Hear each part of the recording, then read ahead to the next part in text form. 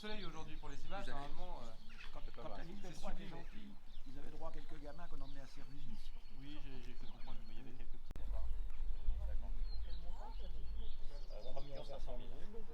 ne te parle pas des dépenses, mais c'était quelque chose quand même. Il n'y avait pas de transformation coûteuse à faire, il fallait quand même pouvoir accueillir une colonie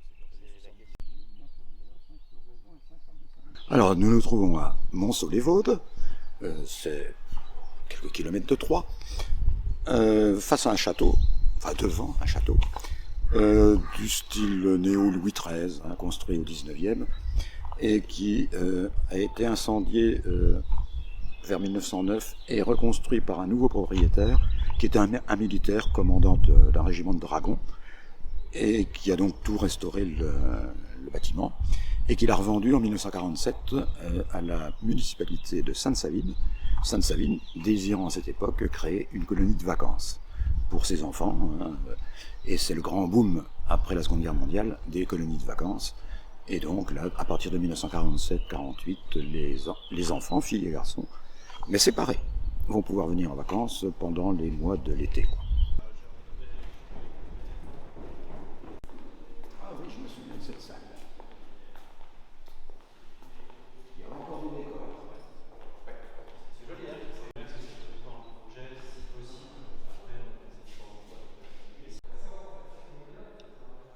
Alors, pourquoi cette vente? Finalement, c'est une question aussi à un moment donné qu'on s'était posée. Donc, c'est quand même un château dont la commune a fait acquisition il y a très longtemps, donc en 1947, avec depuis les années 80 une utilisation par un tiers, donc qui est l'association des pupilles de l'enseignement public, et donc finalement il n'y avait plus forcément d'utilisation et d'usage par des Saviniennes et des Saviniens sur ce château. Très récemment, en fait, les PEP ont décidé de ne plus utiliser ce château, et donc on s'est posé la question de se dire, voilà, on a un château, on est propriétaire d'un château, ça fait très longtemps qu'on ne l'utilise plus, qu'est-ce qu'on pourrait en faire? On s'est posé cette question-là, et finalement, quand on regarde un petit peu sur des équipements qui seraient proprement municipaux, à utilisation municipale pour Sainte-Savine, finalement, la question c'était de se dire, quelle utilité, pour qui? Et quand on met ça en fait, à l'aune aussi de l'usage pour les Saviniennes et les Saviniens, très rapidement se posait la question aussi de la mobilité, c'est-à-dire qu'on aurait fait un équipement culturel ou à vocation sociale. Souvent les publics fragiles ont des problématiques liées à la mobilité, quand bien même le château n'est pas très loin, il n'est pas non plus, le territoire de Monceau n'est pas desservi par les transports en public.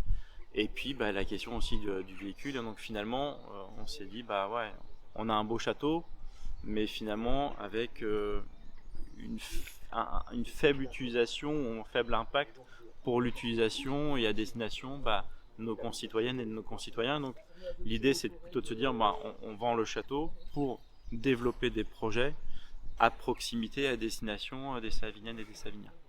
Est-ce que vous pouvez nous expliquer comment se passe la vente, les acquéreurs potentiels? Alors, la vente, elle vient juste, on vient juste de diffuser l'annonce avec les objectifs. Donc l'idée étant, c'est plutôt de partir sur des projets à vocation touristique, économique ou culturelle. Donc c'est plutôt de partir sur une activité économique. L'idée étant, c'est qu'on avait échangé aussi avec le maire de Monceau-les-Vaudes sur les attentes ou les besoins peut-être de la commune.